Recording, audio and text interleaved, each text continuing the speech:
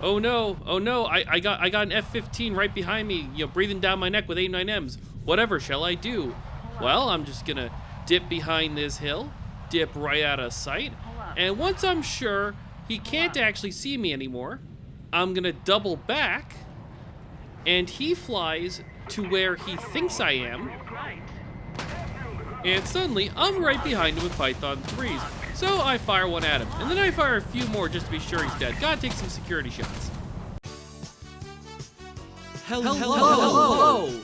I am Aoyalaipe, and I like to hop into top tier matches in War Thunder and then personally kill the entire enemy team by myself. Welcome to my channel.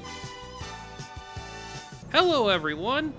First things first, I'd like to thank Ducky and Andre for super thanksing me. If you're having a hard time telling them apart, it's pretty straightforward. Flo Yandere gave me 20 bucks and wants a shirt, while Ducky Andre gave me 20 pounds and wants a shirt. And you know what? Ducky Andre has donated to this channel so often that his name's gonna go under the kill count of this episode. He deserves it. Now let's get on to the plane. Gaijin has finally added a premium F-16. This is the F-16A Netz for the Israeli tech tree.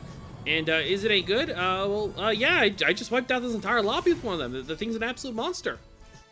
And the match sort of went how you would expect. I hopped into a lobby, no one recognized me because I use a series of annoying disguises so they don't recognize me. But I didn't use a decoy squad in this match because if I'm always in a decoy squadron, then the real squadrons will start ignoring the players who aren't in a squadron when they're looking for me. Gotta use some reverse psychology, throw them off their game. And if you're confused by that, good. That's exactly what I'm going for. Anyways, then I just shot down the entire enemy team by myself like usual. There we go. And then people were like, "Oh hey, I watch your videos." And then the intro player on the other team finally realizes that I was in the lobby, so he pops it back up on an F4 to come stop me. And man, he's beelining right for me with those aim 7s growling. And Itra knows who I am. I've wiped out like entire squads of their players and put it on YouTube several times at this point. They know who I am. So I do exactly what I normally do in this situation, and I skedaddled out of range and laughed while I got swarmed because he was the only guy left. I'm sorry, did you want to fight me? Well, do you have any teammates who can pin me down? No, you don't, because I just killed your entire team. Oh well, that's too bad. Hey, look, he blew up. That was the last guy. So that match is gonna be the bonus footage I link in the description because I was like, I could make that into a video, but then I realized I can do one better and show you guys this game instead. Now you might be thinking, wait, what's the difference? This is the same jet. And it's even on the same map. It's a Netz on Mazdok. But au contraire, you just saw me kill a team with the premium version of this jet. But now you're gonna see me kill an entire team on the exact same map with the tech tree version of the Netz.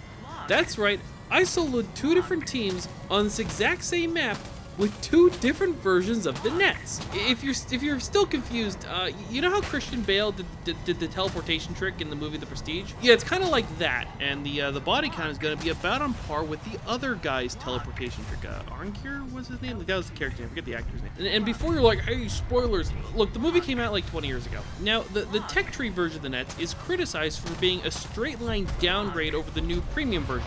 So I figured, hey, why not just show me killing a team with the inferior version of this jet while I point out where the premium version would do the same thing slightly better. Because if you think about it, the best way to highlight the features on a jet is not to show what happens when you have them, it's to show what happens when you don't have them. And I'm never really going to get a better opportunity to do that kind of comparison. And then you guys get a 2-for-1 deal on plane reviews. It's a win-win.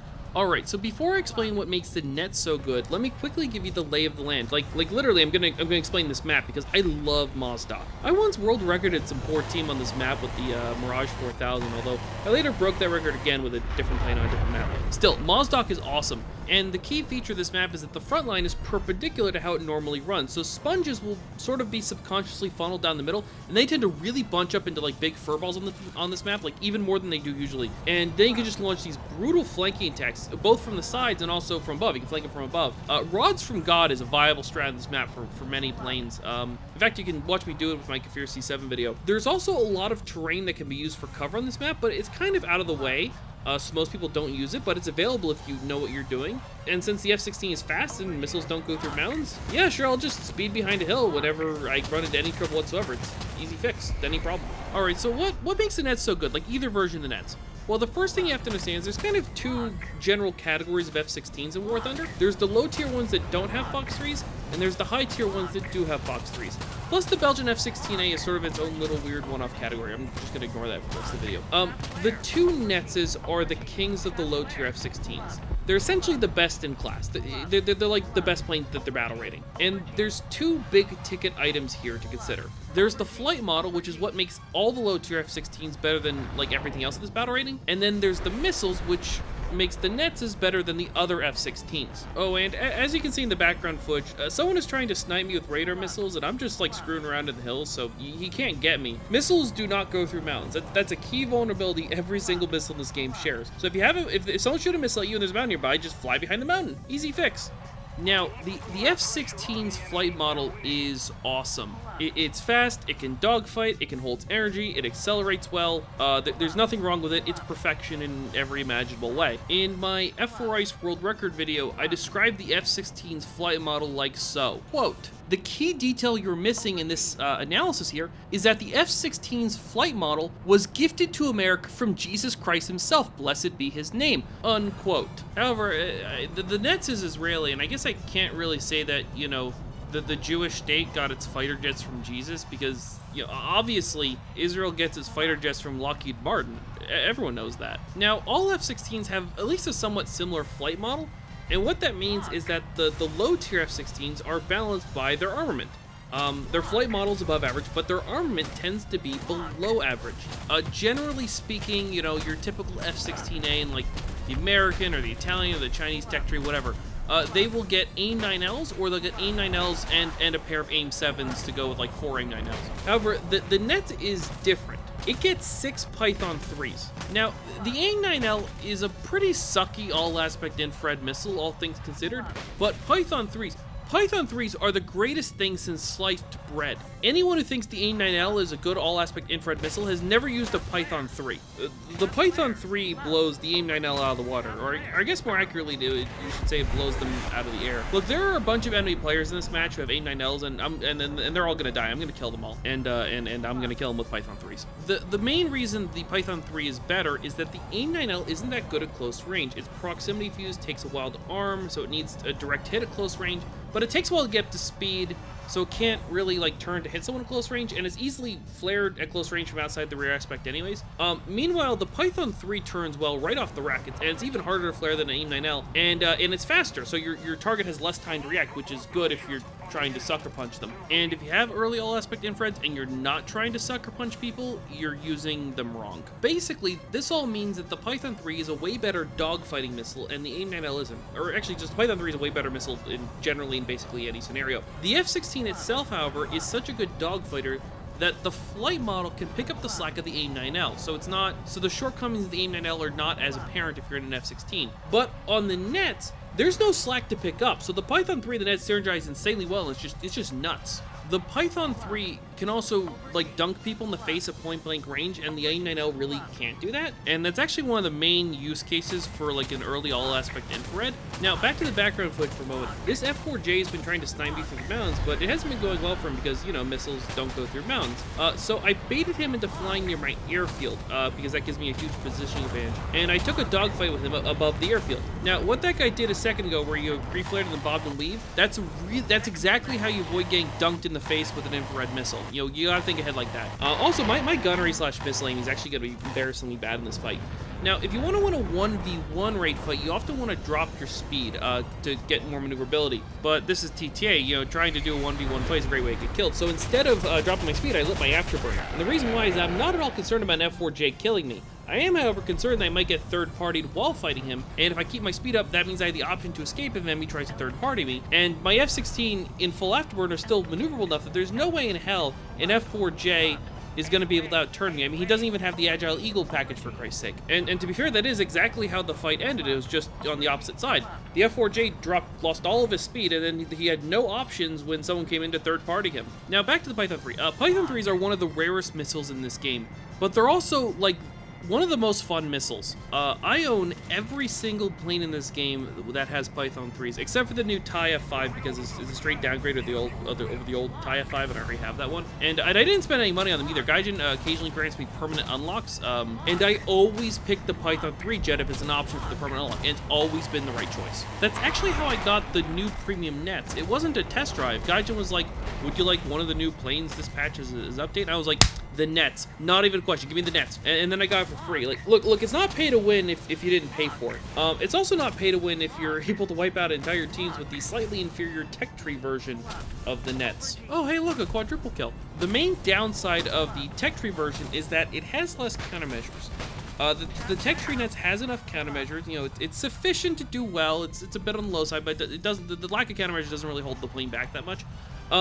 The premium nets has enough countermeasures that you don't really need to worry about countermeasures. Like, if you're on the premium version, you can spam countermeasures all you want. If you're playing halfway competently, you're not going to run out of countermeasures. Although, if you don't know what you're doing, you will run out of countermeasures even on the premium nets. If you want to grind the Israeli tech tree and you at least kind of know what you're doing, pick the premium nets if you want to spend money on it. However, if you're totally new to the game and you totally suck at jets, no idea what you're doing, the Kafir Canard, which is the other Israeli premium jet, it's in rank 7, is, in my opinion, the easiest premium jet to learn the game on. Just not to like do crazy well, but just to like learn how the game works, how to play at a basic level. And there is a good reason why you'd want to like get either of those and then grind out this tech tree. And the reason is that the Israeli tech tree is the best tech tree, at least for air-to-air stuff, in my opinion. I don't really do air-to-ground, but you know, Israel does do a lot of that as well, at least according to the news. But I don't know, it could be a different story in game. The Israeli tech tree gets a lot of flack for just being like a small copy-paste tech tree, but like, in my opinion, that's not really true. Like, first of all, there's no fat in this tech tree. The Israeli tech tree has an incredible density of planes you'll actually want to play. As far as I'm concerned, it's basically a big tech tree that has had all of the useless clutter taken out of it.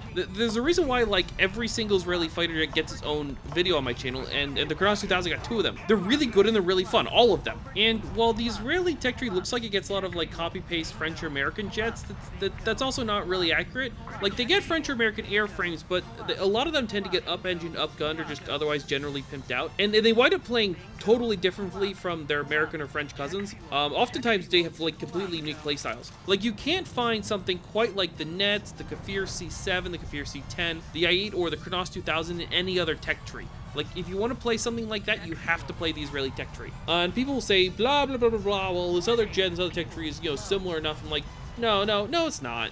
It's not. Alright, look, Gaijin gives me test drives. I'm allowed to fly every plane in the game, and I do. I've flown all of the planes those people are talking about, and no, they're not the same. They're not even close. So now we start to see the second big difference between the tech tree and the premium nets. The premium nets carries more fuel. I like to sit on my afterburner all game because speed is life in TTA, and I mean, I'm surviving, and all these enemies I'm killing on repeat, you know, aren't surviving, so you know, maybe I'm onto something there. However, it is actually possible to run the tech tree nets out of gas, even if you start with a full tank and a drop tank. With the premium nets, that's a lot harder to do. That's far less likely. And so that's what's happening to me here. I'm out of gas. I knew I was gonna run out of gas, so I did a quick sweep of the enemies in my sector. You know, I shot them down. And now I'm gonna cut under some teammates to get cover while I escape, and I wind up having to glide the last little bit to my airfield. And you know, no one can stop me on the runway because you know I just killed them all. So I'll just fast forward through the refuel. And of course, you know, someone swears at me in chat, and you know that does sometimes happen when you just sort of kill everyone and fly away. You know, players are finally expecting to kill me when I run out of gas, and then they can't kill me because they're too dead. I understand how that might be a frustrating situation for them. Although, ironically, I do wind up blowing someone on their team up on the runway, on their runway in just a minute. Because if I kill everyone in the air, there's no one to cover the guy on the runway. You know. But you see how this becomes an issue. And I'm sure some of you noticed something else about 30 seconds ago. And yeah, you did just see the long lost green circle in this video. Kind of dates this footage, huh? And yeah, okay, well, to be fair, the main difference between then and now is back then when I filmed this, you gotta shoot down F-20 players who didn't know what they're doing. Well, today you get to shoot down F-18C early players who don't know what they're doing. You know, same noobs, different planes. And any plane flown by a bad player is a bad plane. And speaking of skill issues you want to exploit, One of my favorite things to do with particularly Python 3s, because they're really good at it, is to attack from the upper sides. Players tend to be really, really bad at checking their upper sides from incoming missiles. When players are looking around for potential enemies who are attacking them, they tend to check their upper left or upper right last if they check it at all. So even though firing from, the upper left or upper right, or from your target's, 2, 3, 10, or 11 o'clock high position, is the easiest angle for them to flare your missile from, like, a technical perspective. It's also the hardest angle for them to, see the missile in the first place. So it's almost impossible to kill an alert target from that angle, but it's really easy to find targets that don't know you're there from that angle. Now remember, the Python 3 is a pretty fast missile, and the closing speed gets a lot faster if your target is flying towards the missile, because then their speed is added to the closing speed. So if you get above into the side of your target, particularly the front side, you can almost always get a Python 3 to zip into them before they have a chance to see it. Also, as you saw like just a second ago, I do sometimes fire missiles into the sun on purpose, although it didn't work there. I screwed up the shot. The reason why I do this is that the proximity fuse on the missile is not connected to the guidance. Not just on the Python 3, this is how it works on any missile. So if your target is right in front of the sun and you have an infrared missile, and you can fire the infrared missile into the sun, and if you get the angles right, it'll sometimes get the missile close enough that the proxy fuse will detonate the missile close to his plane.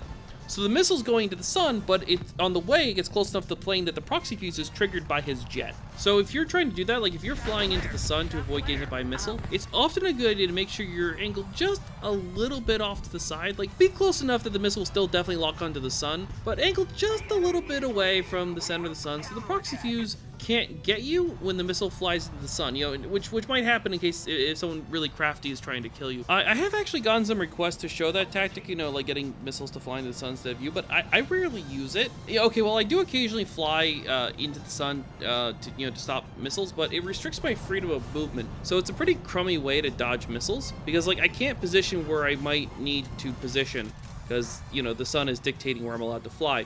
This is the same reason I use multipathing way more than I use notching. So it's something I almost never wind up using, unless I've made some pretty basic mistakes. And to be blunt, that really only happens when I'm just sort of playing the game to screw around. Like, it almost never comes up when I'm in my, kill the whole team by myself mood. And that tends to be when I get footage for my videos, so I just never get a good example of that. And here we have only one enemy player left. He's lined up for an easy kill, and we lose on ticket bleed. Well, that sucks, but other than that, I killed the whole team. Hey, whatever, I won the 23-0 match. That's the bonus footage that is linked in the description. Anyways, thanks for watching. Don't forget to like and comment to feed the algorithm, and remember, if you subscribe and ring the bell, you won't need to remember how to spell EOLI next time you want to watch one of my videos.